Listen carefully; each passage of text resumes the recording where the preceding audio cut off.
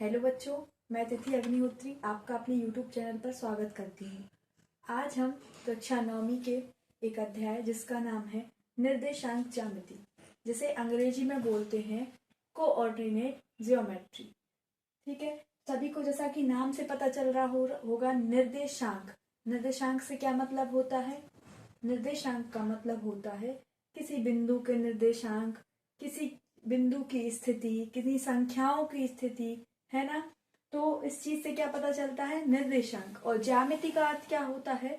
ज्यामिति सभी ने पढ़ी है और बहुत छोटी क्लास से इसको 6वीं 7वीं क्लास में भी पढ़ाया जाता है। रेखा, है ना, रेखाओं से समांतर रेखाएं, प्रतिच्छेदी रेखाएं, है ना, इस तरीके से जो चीजें होती हैं, रेखा, कोण, ये सारी चीजें काय में आती हैं? हमारी ज्यामिति में आती है, जिनकी रचनाएं होती हैं। तो निर्देशांक ज्यामिति का मतलब क्या होता है? रेखाओं पर नंबर्स को प्रेजेंट करना एक तरीके से साधारण और सरल भाषा में। अब प्रश्न आता है कि इसकी खोज किसने की थी, है ना। तो इसकी खोज एक फ्रांसीसी गणितज्ञ थे, रेने दकार्ते। कौन थे? रेने दकार्ते। इन्होंने इसकी खोज की थी। अब इन्होंने इसकी खोज कैसे की थी? कैसे की थी इसकी खोज? ये एक जगह अपने बिस्तर पर लेटे हुए थे, है ना, और लेटे लेटे ये ऊपर की तरफ, दीवार की तरफ, अपने छत की तरफ देख रहे थे, जैसा कि हम सब भी करते हैं। लेकिन हम आलसी होते हैं, हम रील्स चला सकते हैं, हम अपना टाइम खराब कर सकते हैं, लेकिन पढ़ाई नहीं कर सकते हैं। लेकिन उनका मानना ये नहीं था, वो आलसी नहीं थे, वो तो भैया गणितज्ञ थे, वो आलसी थोड़े ही थे। अपन आलसी है लेकिन वो आलसी नहीं होते हैं, है ना। तो वो उनका मानना ये था कि जब हम लेटते हैं, है ना, कोई क्रिया नहीं करते हैं, तो उस समय जो हमारा दिमाग होता है उसकी सोचने की क्षमता ज्यादा होती है। तो वो लेटे लेटे ऊपर की तरफ, अपनी छत की तरफ घर की देख रहे थे, और वहां उसमें दीवार में उनको एक बिंदु, डॉट दिखाई देता है, एक पॉइंट दिखाई देता है, जिसको वो लेटे लेटे नोटिस करते हैं, है ना। जैसे कि अपन लेटे लेटे रील्स देखते हैं तो नोटिस करते हैं कि कौन सी रील अच्छी है, हाँ उसकी आईडी अच्छी थी, हाँ ये अच्छा था, वो अच्छा था। तो ये सारी चीजें जब हम नोटिस करते हैं, लेकिन पढ़ाई नोटिस नहीं करते हैं, उसी तरीके से उनने क्या नोटिस किया? दीवार में, छत में एक बिंदु को नोटिस किया, और उनके दिमाग में आया कि मैं इस बिंदु को अपने बिस्तर पर लेटा लेटा देख तो रहा हूं, लेकिन इसकी स्थिति के बारे में कैसे जानूं कि इसकी स्थिति मतलब ये किस स्थान पर स्थित है, कहाँ से इसकी दूरी कितनी है। इस तरीके की चीजें उनके दिमाग में उपजी, और उन्होंने एक पॉइंट के चक्कर में, डॉट के चक्कर में, उन्होंने निर्देशांक ज्यामिति को खोज निकाला, कोऑर्डिनेट ज्योमेट्री। ठीक है, यहाँ तक सभी को क्लियर हुआ? ये स्टोरी समझ में आई कि निर्देशांक ज्यामिति क्या है, ये कैसे बनाई गई, इसकी खोज कैसे हुई। ठीक है, तो एक तल में एक बिंदु की स्थिति के निर्धारण करने में प्रयुक्त पद्धति को दकार्ते के सम्मान में कार्तीय पद्धति भी कहते हैं। तो इस पद्धति को और क्या कहते हैं बच्चों? कार्तीय पद्धति। और क्यों कहते हैं? दकार्ते के सम्मान में इसको क्या नाम दिया गया? कार्तीय पद्धति। याद रखना बच्चों, क्लास 9 का ये चैप्टर बहुत इंपॉर्टेंट है। इसमें से लॉन्ग क्वेश्चन तो नहीं आता है, लेकिन इसमें से ऑब्जेक्टिव, है ना, 2-2 नंबर वाले 2 क्वेश्चंस, और ये अभी आपके रिसेंटली जो एग्जाम हुए थे, है ना, हाफ ईयरली हुए थे, उसके बाद हुए हैं, तो उन सारे एग्जामों में इसका पैटर्न यही रहा है कि 2-2 नंबर वाले 2 क्वेश्चन इस अध्याय से फिक्स होते हैं, इस चैप्टर से, और साथ में 2 या 3 कम से कम 2 और अधिक से अधिक 3 ऑब्जेक्टिव एक नंबर के आएंगे ही। इनको रेने दकार्ते के नाम पे एक पद्धति, और इसी पद्धति को दूसरा नाम दिया गया है, उसको क्या कहते हैं हम? कार्तीय पद्धति। कार्तीय पद्धति। ठीक है, तो इससे क्या क्लियर होता है? किसी संख्या, वस्तु, इन सब की स्थिति का पता चलता है किससे? निर्देशांक ज्यामिति, कोऑर्डिनेट ज्योमेट्री। इससे क्या क्या पता चल जाता है हमें? कोई संख्या है तो वो कहाँ स्थित है, संख्या रेखा की किस ओर स्थित है ना। सभी ने संख्या रेखा पढ़ी होगी, 0 होता है ना, वो बीच का बिंदु होता है। इस तरफ की सारी संख्याएं धनात्मक होती हैं, दूसरी तरफ की सारी संख्याएं ऋणात्मक होती है। ये हमारी क्या होती है? एक संख्या रेखा होती है। तो किसी बिंदु की स्थिति, संख्या की स्थिति, वस्तु की स्थिति, और जैसे कि कक्षा में बैठक व्यवस्था होती है, कक्षा में कह लो तुम किसी भी चीज में बैठक व्यवस्था होती है जो, उस अरेंजमेंट, सिटिंग अरेंजमेंट है ना, तो उसमें भी ये बहुत महत्वपूर्ण चीज है। आपसे जैसे कहा जाता है कि आपका रोल नंबर 5 है, तो आप 5 रोल नंबर बोल दिया। अब कक्षा में कम से कम 20 से 30 बेंचेस होती हैं। अब तुम क्या अंदाजा लगाओगे कि 5 कहाँ से है हमारा? एक बेंच पे हो सकता है 2 बैठ रहे हो, बच्चे 3 बैठे, तो आप इसका अंदाजा कैसे लगाएंगे? तो इसमें भी निर्देशांक ज्यामिति का योगदान होता है कि आपसे बोल दिया जाए कि 4th रो में या 2nd रो में या 1st रो में। अब 1st रो में भी बोल दिया तो कौन से नंबर की, है ना? तो एग्जैक्ट लोकेशन, एग्जैक्ट पॉइंट को जानने के लिए निर्देशांक ज्यामिति का उपयोग किया जाता है। अब आप देख रहे होंगे कि इस पे क्या बोलते हैं, मूल बिंदु है। 1 2 3 4 5 इस तरीके से सभी धनात्मक संख्याएं हैं। -1, -2, -3 इस तरीके से और भी संख्याएं, ये हमारी ऋणात्मक संख्या है। और इस पूरी रेखा को हम कहते हैं संख्या रेखा। क्या कहते हैं बच्चों? संख्या रेखा। और इसको हम काय से निरूपित करेंगे? x और x डैश। इस तरफ की संख्याओं को x नाम दिया हमने, इस तरफ के जो आखिरी पॉइंट होगा उसको x डैश नाम दिया। इसी तरीके से एक और ऐसे खड़े में लेंगे हम लाइन, जिसमें हम क्या, बीच में 0 होगा, ये भी क्या है, इसका मूल बिंदु है। ऊपर की सारी संख्याएं हमारी क्या होती हैं? क्या होती हैं? पॉजिटिव डायरेक्शन में, धनात्मक होती है। 1 2 3 4 5 ऐसे बहुत सारी संख्याएं। और नीचे की तरफ की संख्याएं, 0 से नीचे की तरफ की संख्याएं सारी नेगेटिव होती हैं, ऋणात्मक होती हैं। -1, -2, -3 ऐसे नीचे और संख्याएं। और इस सीधी लाइन को, खड़ी लाइन को क्या नाम दिया आपने? y dash. तो निर्देशांक ज्यामिति में दोनों को, एक सीधी रेखा और एक ऊर्ध्वाधर रेखा, है ना? सीधी रेखा को क्या बोलते हैं हम? क्षैतिज रेखा। और जो ऊर्ध्वाधर यानी कि खड़ी रेखा है, उसको नाम क्या दिया हमने? ऊर्ध्वाधर रेखा।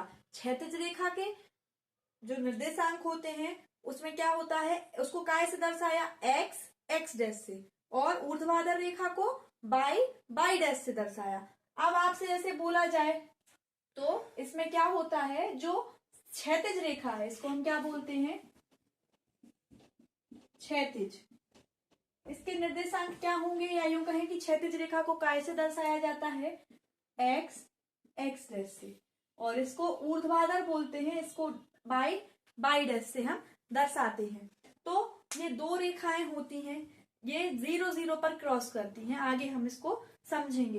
तो यहाँ तक है, सभी को क्लियर हो गया होगा कि निर्देशांक ज्यामिति का उपयोग किन चीजों में होता है। निर्देशांक ज्यामिति की खोज किसने की, कैसे की खोज इसकी, है ना? और क्या, कौन कौन सी इसमें रेखाओं का उपयोग किया जाता है, उन रेखाओं को हम किस नाम से जानते हैं और उनको किस तरीके से प्रदर्शित करते हैं। अब हम आगे देखते हैं। चलिए बच्चों, अब आगे बढ़ते हैं। अब तक हमने क्या क्या सीखा था, वो सारी चीजें आपने अच्छे से नोट डाउन कर ली होंगी, उम्मीद करते हैं। नहीं की हैं तो कर लेना, है ना? अब आगे की चीजों को समझते हैं। ये होता है हमारा एक्स एक्सिस, जिसको एक्स डैश बोलते हैं। क्या बोलते हैं? हम इसको बोलते हैं, इसके जो होता है इसको रिप्रेजेंट करते हैं एक्स डैश से, और इसको रिप्रेजेंट करते हैं वाई डैश से। इसको जैसा कि हम बता चुके हैं कि इसको बोलते हैं हम क्षैतिज तल, और इसको हम बोलते हैं ऊर्ध्वाधर तल। वाई डैश को क्या बोलेंगे? ऊर्ध्वाधर तल। एक्स डैश को क्या बोलेंगे? क्षैतिज तल। और जो बीच वाला बिंदु है इन दोनों रेखाओं को जब क्रॉस करता है तो उसको हम ओ मूल बिंदु बोलते हैं, जिसके निर्देशांक क्या होते हैं? 0 0। अब आपके दिमाग में आएगा कि 0 0 कैसे होते हैं। तो जैसा कि पता है आपको कि ये दोनों ही हमारे लिए, एक तरीके से देखा जाए तो पहले जो समझाया था तो उसमें अपन ने क्या ली थी? 2 संख्या रेखाएं ली थी ना बच्चों? एक ली थी हम अपन ने क्षैतिज और एक ऊर्ध्वाधर ली थी। तो एक 0 हो गया हमारा एक्स एक्सिस वाला और एक 0 हो गया हमारा y एक्सिस वाला। तो इस बिंदु को बोलते हैं मूल बिंदु, जिसके निर्देशांक होते हैं हमारे 0 0। ठीक है। अब चूंकि आपको पता है कि इस अध्याय में से ऑब्जेक्टिव आते हैं और 2 नंबर वाले प्रश्न आते हैं, तो जितनी भी चीजें अभी यहाँ पर लिखी हुई हैं हम आपको एक्सप्लेन करेंगे। तो ध्यान देना बच्चों की जितनी भी चीजें हैं सिर्फ आपको इम्पोर्टेंट चीजें बताई जा रही हैं अभी, और हम इस तरीके के सारे प्रश्नों को देखेंगे जो आपकी परीक्षा से रिलेटेड है। तो आपको ऑब्जेक्टिव में कुछ भी पूछा जा सकता है ना, कि एक्स अक्ष के निर्देशांक क्या हैं, एक्स अक्ष को क्या बोलते हैं, क्षैतिज रेखा जो होती है उसको क्या बोलते हैं, ऊर्ध्वाधर रेखा है उसके निर्देशांक क्या होते हैं, उसको कैसे रिप्रेजेंट करते हैं, या मूल बिंदु के निर्देशांक क्या होते हैं। तो इन सारी चीजों को अपन समझ रहे हैं। तो हर बिंदु के जो संख्या रेखा पर रिप्रेजेंट होते हैं या इस पूरे सर्कल में रिप्रेजेंट होते हैं, उसके अद्वितीय निर्देशांक होते हैं। अब अद्वितीय का मतलब क्या होता है?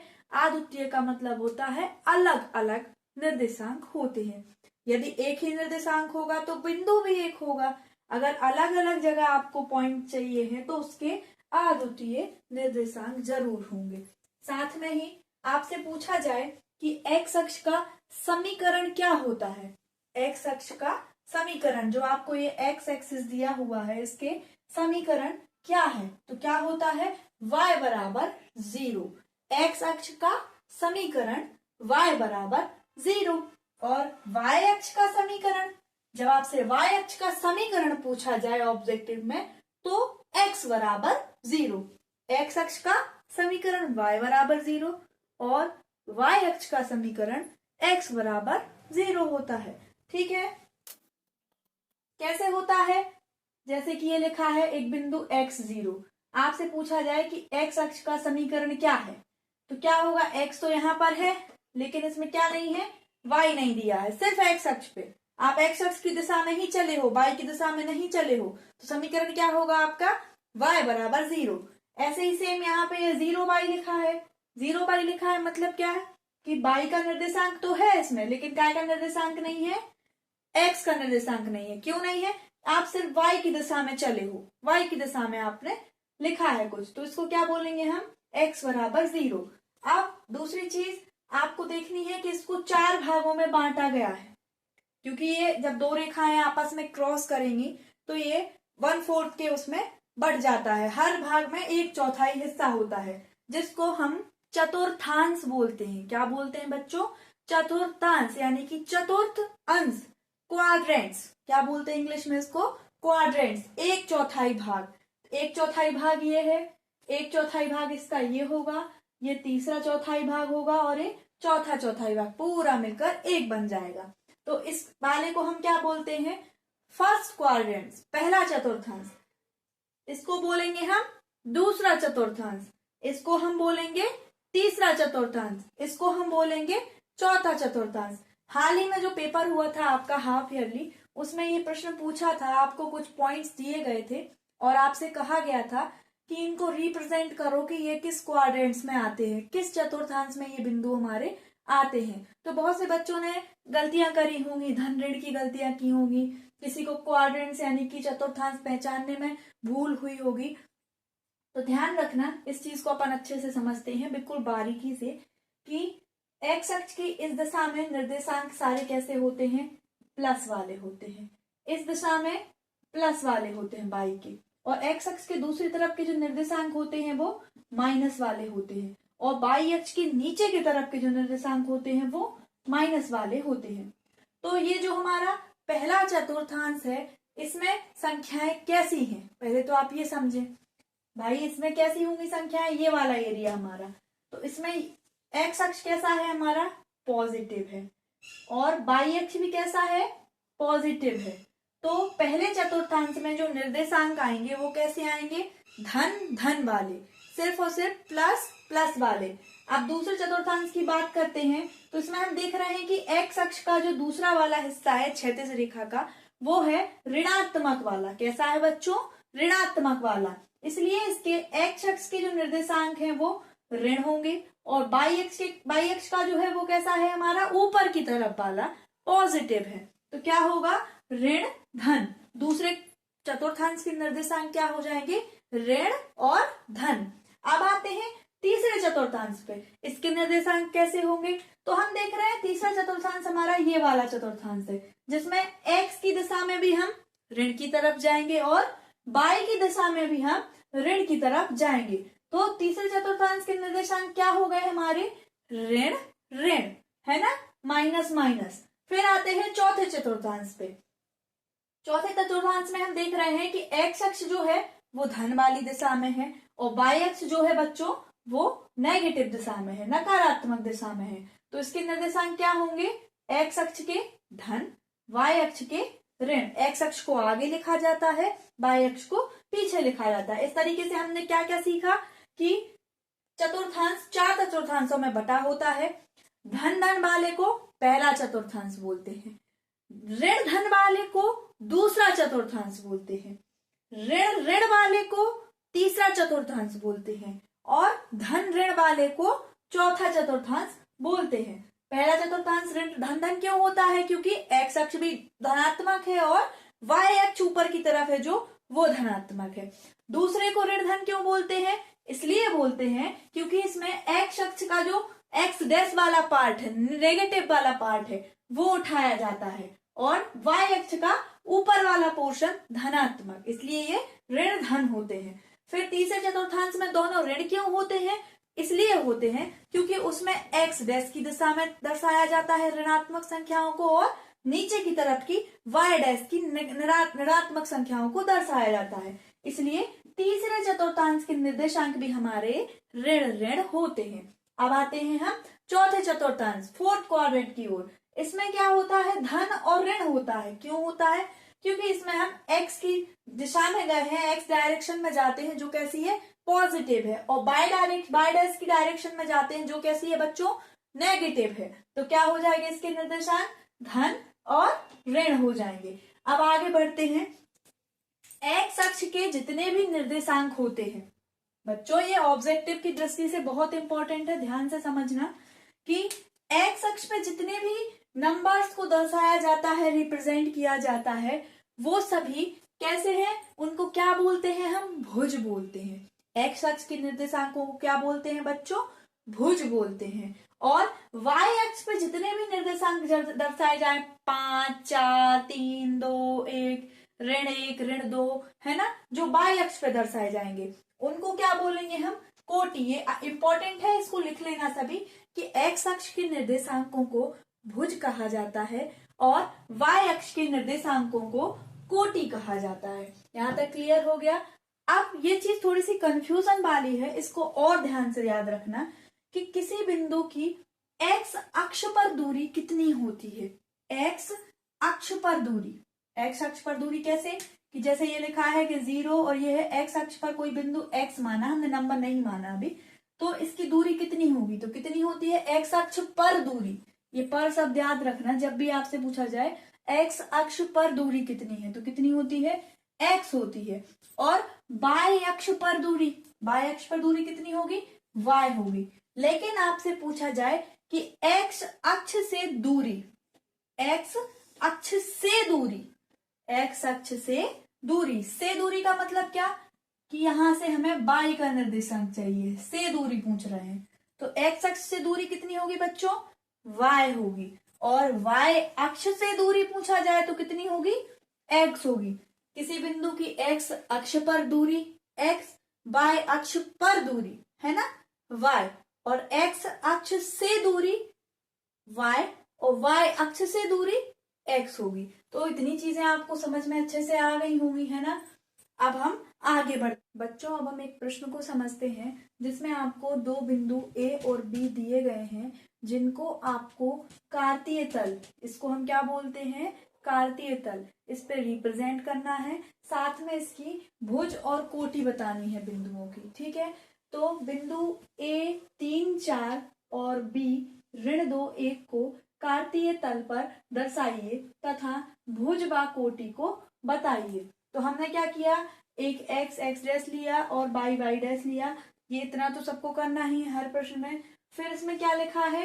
3 और 4। तो हमने क्या सीखा था पहले कि 3 और 4 दोनों पॉजिटिव संख्याएं हैं, तो ये किस वाले चतुर्थांश में आएंगी? बताओ किस चतुर्थांश में आएंगी? पहले चतुर्थांश में आएंगी, दोनों पॉजिटिव। तो हमने क्या किया? एक्स अक्ष पे कितना है हमारा? 3, तो इसको 3 लिया, ठीक है। और वाई अक्ष पे कितना है? 4, तो 4 को किया और इन दोनों को डॉट डॉट करके इस तरीके से मिला दिया, और जहां पर इन दोनों ने एक दूसरे को प्रतिच्छेद किया उस बिंदु को ए लिखकर निर्देशांक 3, 4 दे दिया गया। ठीक है, कितना इजी है आप लोग के लिए ये। कि जो निर्देशांक आपसे पहले लिखा है उसको एक्स अक्ष पे दर्शाओ और बाद में जो है उसको वाई अक्ष पे दर्शा के दोनों को डॉट लाइन करके मिला दो। जिस बिंदु पर वो मिलते हैं उस बिंदु को नाम दे दो। ठीक है, आगे बढ़ो।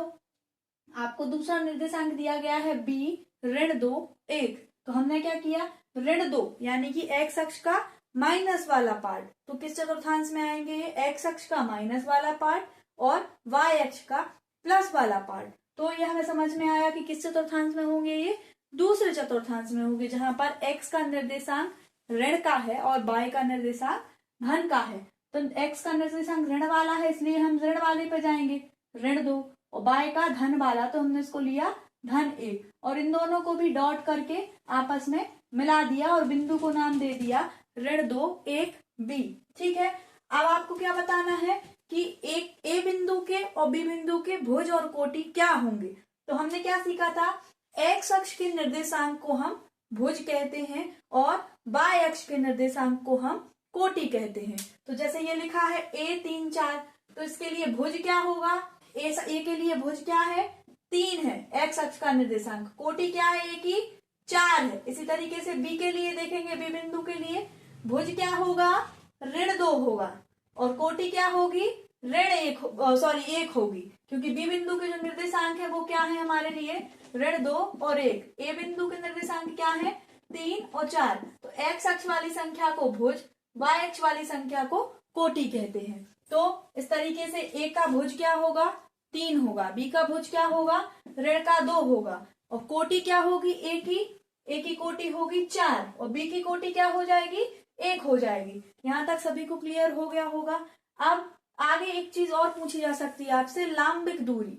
लांबिक दूरी का मतलब होता है जिस बिंदु से लांबिक दूरी पूछी गई है उसकी लंब के रूप में, लंब तो सभी जानते हैं, जो दो रेखाएं एक दूसरे पे इस तरीके से लंब होती हैं जो, है ना। तो आपसे लांबिक दूरी पूछी गई है, मतलब यहाँ से अपोजिट डायरेक्शन की दूरी कितनी होगी।